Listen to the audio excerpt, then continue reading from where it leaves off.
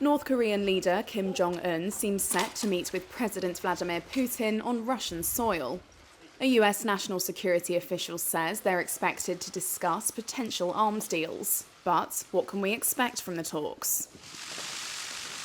The trip would be Kim's first visit abroad in over 4 years. He's expected to visit Russia's far eastern port city of Vladivostok by armoured train. It's likely to take almost a full day to travel over 600 miles across the border, taking account of the North's sometimes archaic rail network. Relations with Russia haven't always been as warm as they were during the height of the Soviet Union, but the country is now reaping clear benefits from Moscow's need for friends.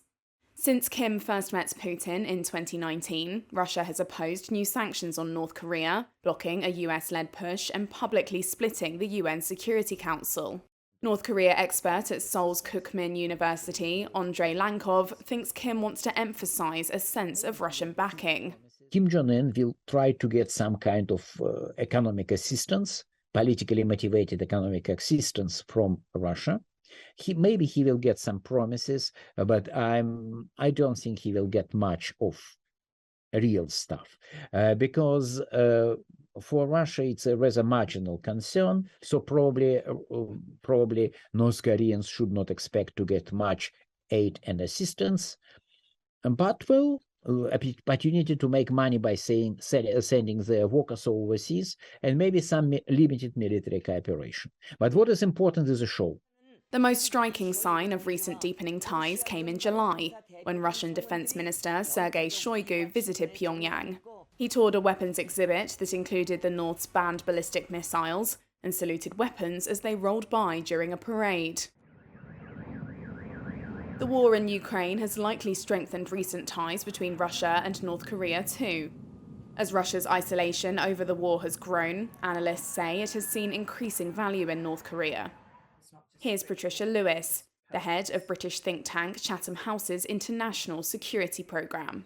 What's, I think, very interesting from the perspective of the Russia's war against Ukraine is that Russia clearly is needing to offer something to North Korea to get ammunition. It's not just straightforward, just purchase.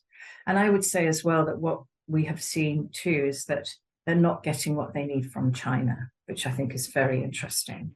North Korea has reciprocated Putin's most recent displays of support by backing Moscow after Russia invaded Ukraine.